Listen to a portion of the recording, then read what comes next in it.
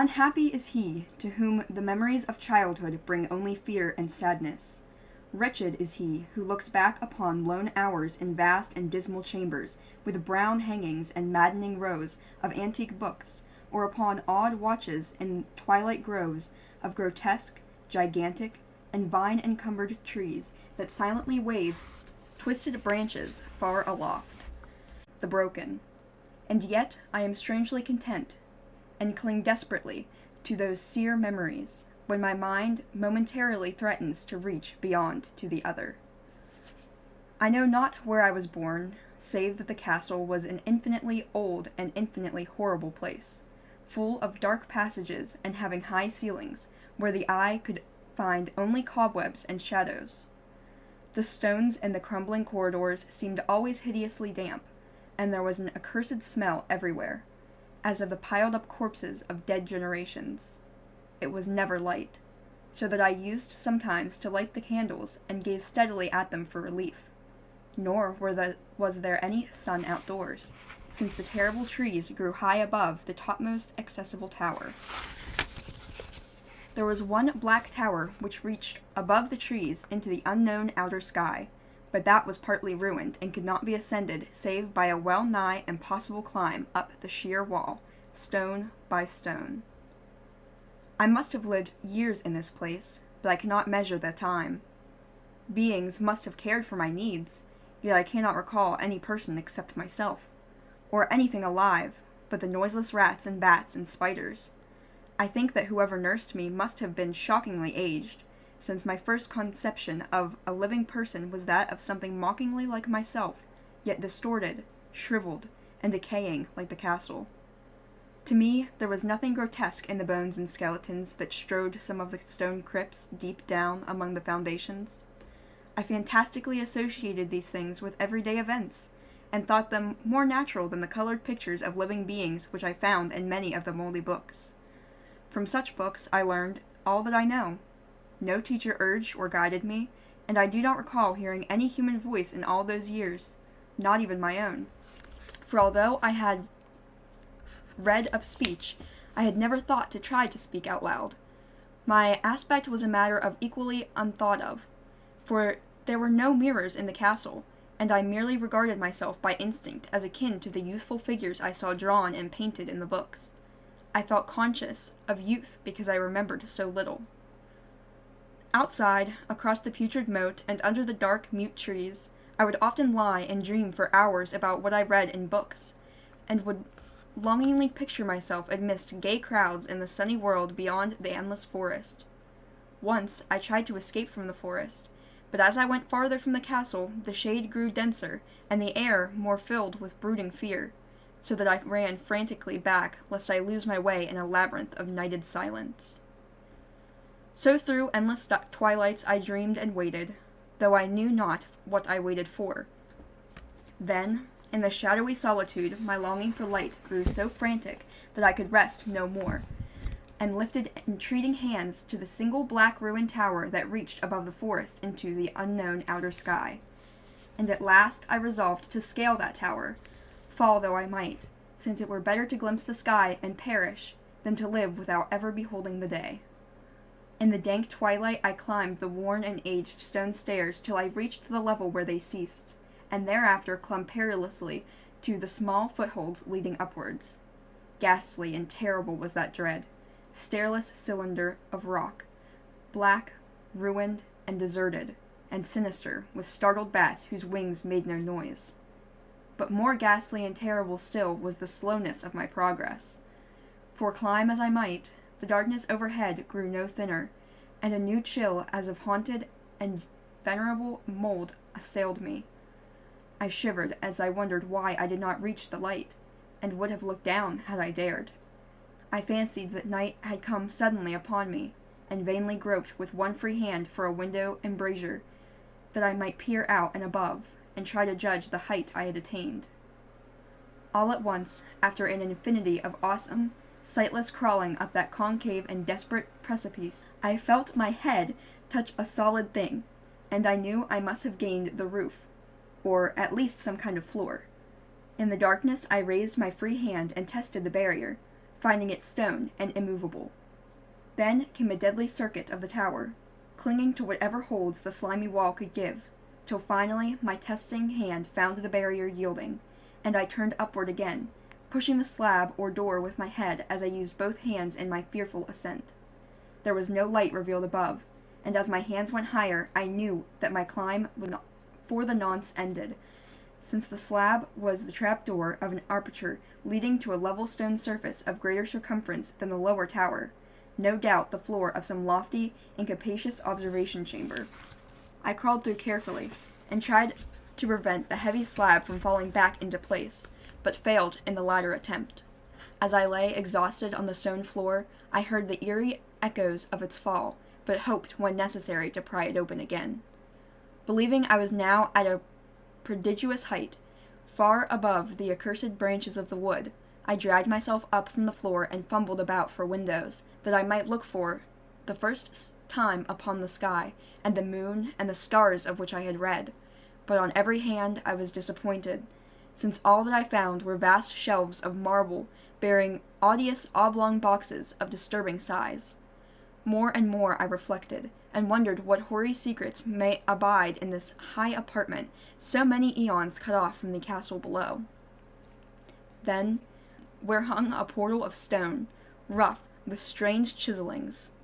Trying it, I found it locked, but with a supreme burst of strength I overcome all obstacles and dragged it open inward. As I did so, there came to me the purest ecstasy I have ever known, for shining tranquilly through an ornate grating of iron, and down a short stone passageway of steps that ascended from the newly found doorway, was the radiant full moon, which I had never seen before save in dreams and in vague visions I dared not call memory.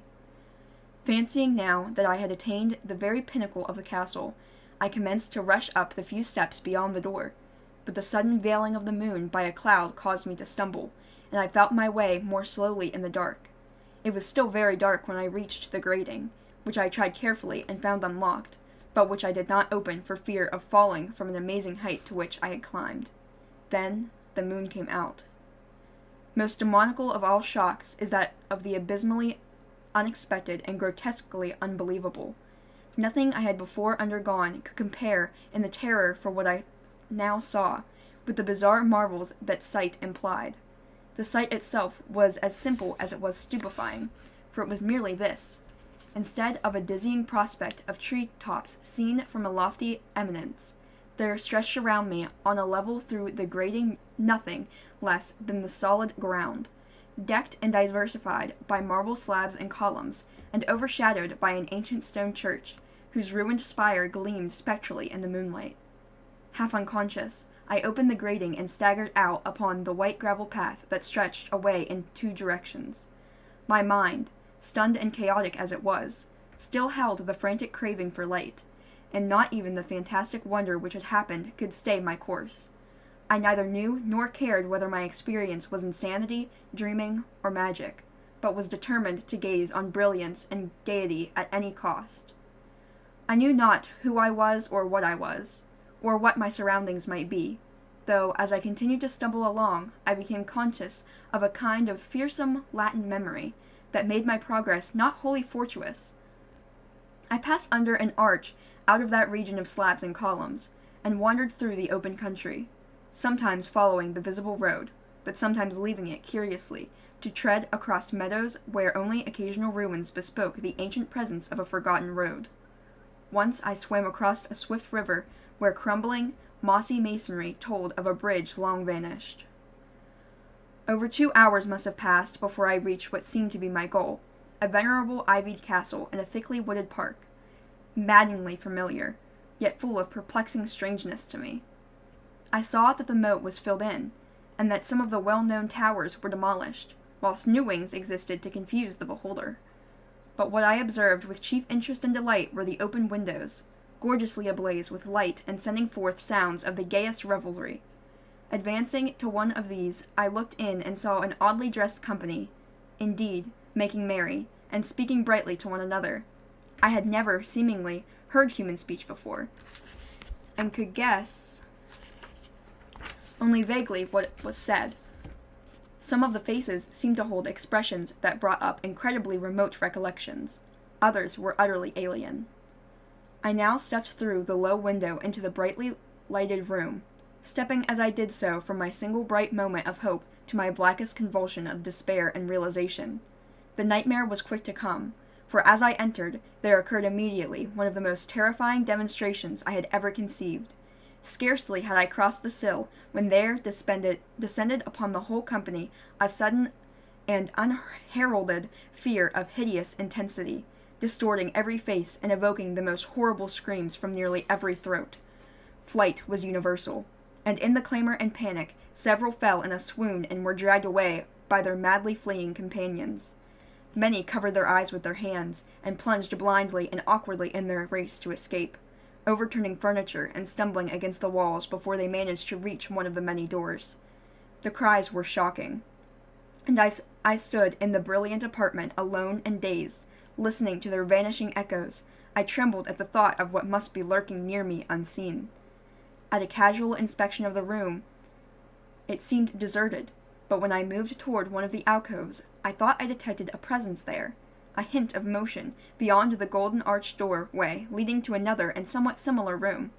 As I approached the arch, I began to perceive the presence more clearly, and then, with the first and last sound I ever uttered, a ghastly ululation that revolted me almost as poignantly as its noxious cause, I beheld in full, frightful vividness the inconceivable, indescribable, and unmentionable monstrosity which had by its simple appearance changed a merry company to a herd of delirious fugitives.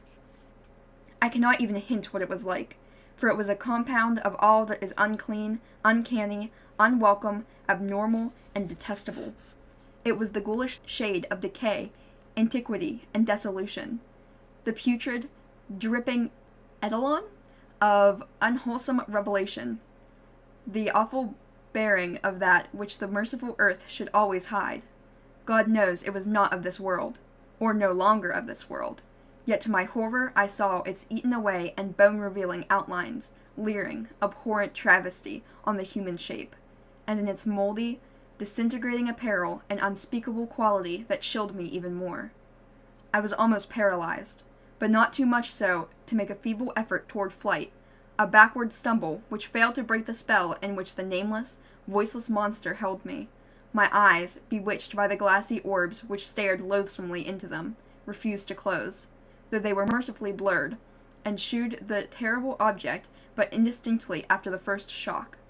I tried to raise my hand to shut it out of sight, yet so stunned were my nerves that my arm could not fully obey my will. The attempt, however, was enough to disturb my balance, so that I had to stagger forward several steps to avoid falling, and as I did so, I became suddenly and agonizingly aware of the nearness of this carrion thing, whose hideous, hollow breathing I half fancied I could hear.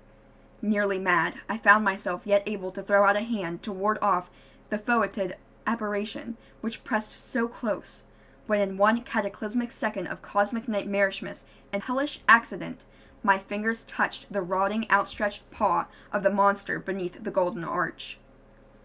I did not shriek, but all the fiendish ghouls that ride the night wind shrieked for me, as in that same second there crashed down upon my mind a single and fleeting avalanche of soul-annihilating memory. I knew in that second all that had been. I remembered beyond the frightful castle and the trees, and recognized the altered edifice in which I now stood. I recognized, most terribly of all, the unholy abomination that stood leering at me as I withdrew my sullied fingers from its own. But in the cosmos there is a balm as well as bitterness, and that balm is Nepenthe. In the supreme horror of that second I forgot what had horrified me, and the burst of black memory vanished in a chaos of echoing images. In a dream I fled from that haunted and accursed pile, and ran swiftly and silently in the moonlight. When I returned to the churchyard place of marble and went down the steps I had found the stone trapdoor immovable, but I was not sorry, for I had hated the antique castle and the trees. Now I ride with the mocking and friendly ghouls on the night wind, and play by day amongst the catacombs of Nephron-Ka in the sealed and unknown valley of Hadoth by the Nile. I know that light is not for me, save that of the moon over the rock tombs of Neb, nor any gaiety save the unnamed feats of Nitocris beneath the Great Pyramid. Yet, in my new wildness and freedom, I almost welcome the bitterness of alienage.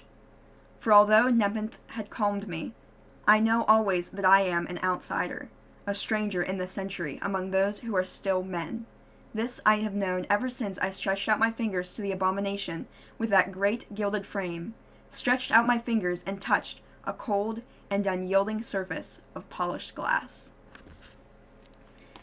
So, if you didn't quite follow that story, I know that some of his work can be kind of hard to understand and difficult to interpret.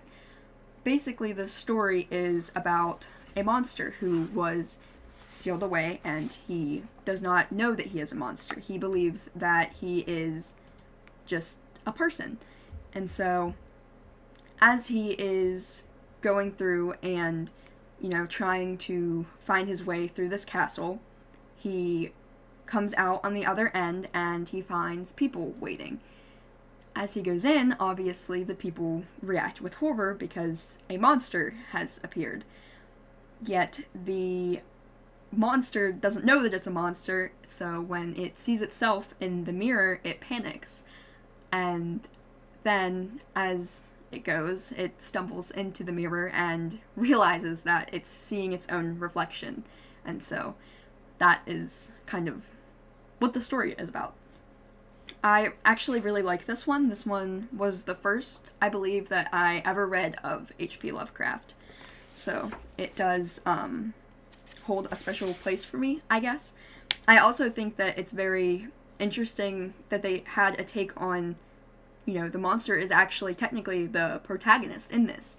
And the monster is not an anti-protagonist. It's not like the monster has done anything wrong. It has not eaten anyone or tried to kill someone. It's simply a monster that people cannot comprehend, so they're afraid of it, and even the monster itself is scared when it first sees itself. So I really liked that one. I think it's very interesting, and it has some great storytelling.